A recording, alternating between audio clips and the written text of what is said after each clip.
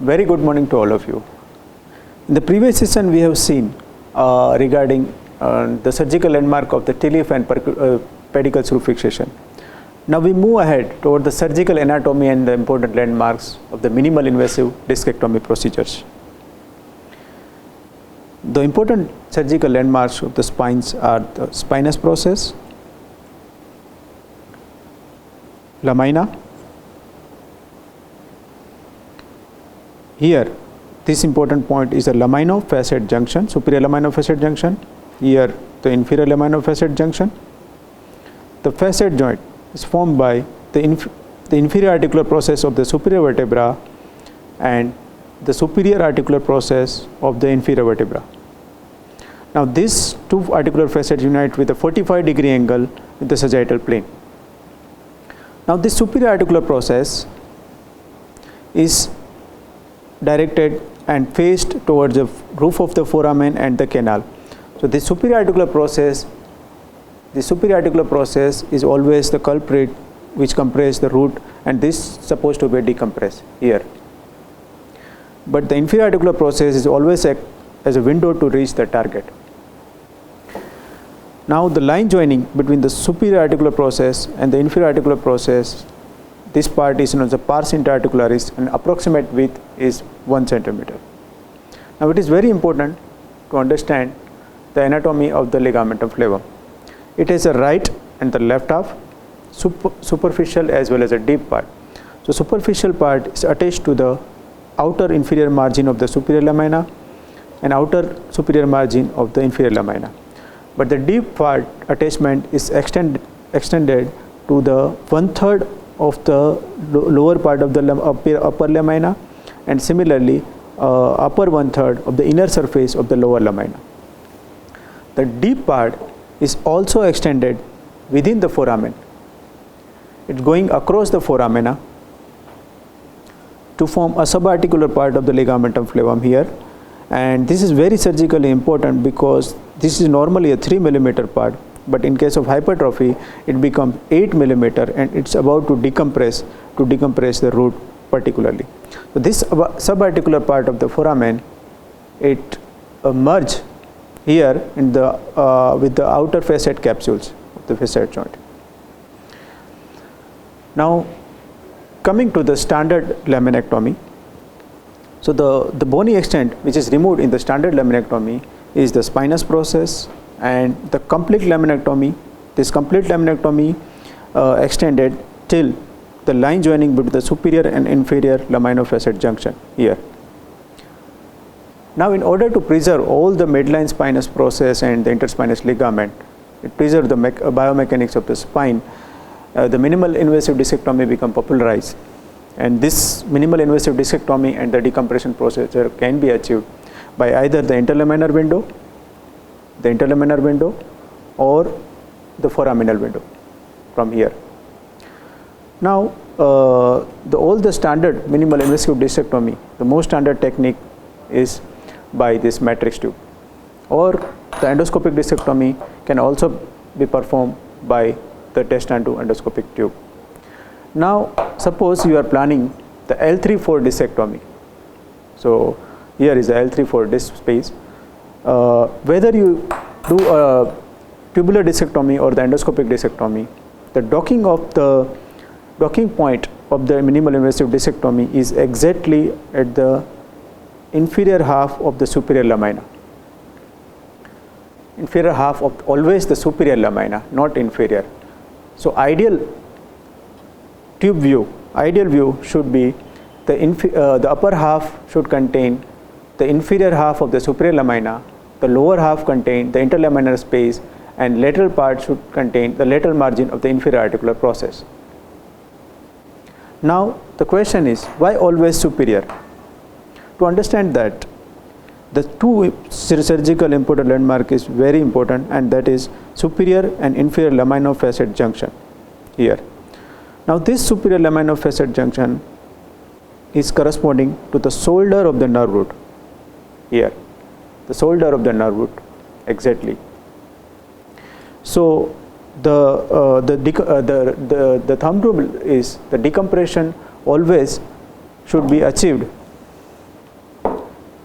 decompression should be achieved from the shoulder to the axilla, always from the downward, never from axilla to the shoulder. So here, to explain, I already drilled this inferior articular process, and we can see here the shoulder of the nerve root is corresponding to the superior lamina-facet junction. In order to expose that, you have to drill the medial 1/3 of the inferior articular process here. Now, the other important landmark is the inferior lamina-facet junction here. Now, why it is important? Because there is also this corresponding to the here, this corresponding to the traversing nerve root where it enter into the foramen. Exactly this point where you have a excessive compression from the superior articular process osteophytes. Now, once you drill this part, you can easily decompress the foramina. This is also known as a foraminectomy, and you can completely free the traversing nerve root from shoulder till it reached the foramen here.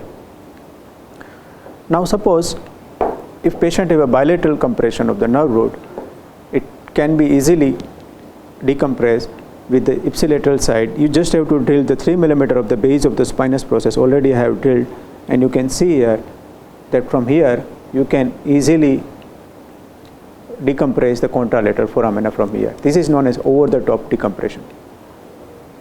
Always remember that once you drill the pars interarticularis, you always feel the lateral margin of the pars interarticularis, because 5 to 6 mm of the pars should be preserved in order to avoid segmental instability. Now, in advent of the recent endoscopic system, the most recent one is a full endoscopic system. So, just you need full endoscopic system. It means complete things by percutaneous way. So, just you need a 6 to 9 mm incision to dock this 6 to 9 mm outer cannula endoscope, either the transforaminal or the interlaminar endoscope. And the advantage is you can do all the discectomy via interlaminar window without laminotomy, or sometimes you just have to drill the superior lamina-facet junction and exactly dock the tube here, and you can do a discectomy. So this interlaminar discectomy has a 3 variation. One is a uniportal, which I am showing already. Other is biportal. In the biportal endoscopy,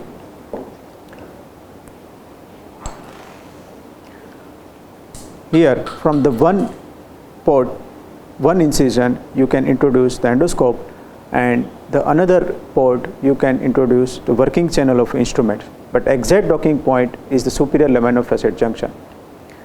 The third variation of the interlaminar endoscopy is a midline laminotomy and do a contralateral foraminectomy, and this is mainly done and indicated especially at the higher level of L2, L3 and L1 level, where the facet joint is vertical, and you have to preserve the ipsilateral facet joints in order to avoid segmental instability. Now, coming to the anatomy of the foramen. Now, foramen is lied between 2 pedicles. So, roof is formed by the inferior articular process and the superior articular process. The base is formed by the disc and the inferior end plate of the superior vertebra. Here, the upper 1/3 of the foramen is occupied with the root as well as the important vessels, whereas the lower 2/3 of the foramen is occupied by the fat and fibrous tissue, which is relatively safe. Now, in case of the foraminal as well as extraforaminal disc herniation, there is a compression of both exiting nerve root and the traversing nerve root. So, to decompress that, the transforaminal discectomy is the ideal procedure. Now, Dr. Parviz Camben has explained this Cambian triangle, which can be explained by the triangle. So, this is the safety triangle. The hypotenuse is formed by the exiting nerve root. The height of the triangle or the midline border is formed by the traversing nerve root, and the base is formed by the end plate of the inferior vertebra here. So, once you can drill the inferior and superior articular process to use this safety triangle, you expand it and you can put a cage from here. This is known as a TLIF fusion. Now, if you want to do a transforaminal discectomy, the needle is introduced the 25° from the skin plane. Then the plan is to hit the needle exactly at the superior articular facet first, and then you negotiate the needle downward to enter into cannula via the safety triangle, to enter into the annulus, and then you remove the disc from inside to outside technique. Now sometimes this foramen is narrow and you have to drill the superior articular facet via reamers. This is also known as the foraminoplasty. Now this needle gradually then repressed with the cannula by a dilator, and the docking point of the cannula is exactly at the posterior 1/3 of the disc space up to here, and exactly the docking point should be at the base of the herniation. Now very important point regarding the position of the patient. While doing the position of the patient,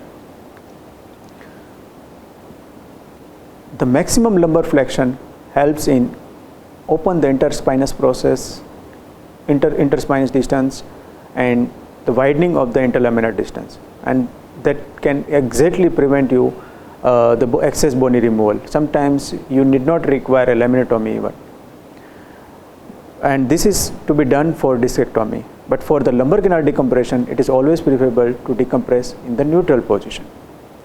So this is what some important tips regarding the minimal invasive discectomy.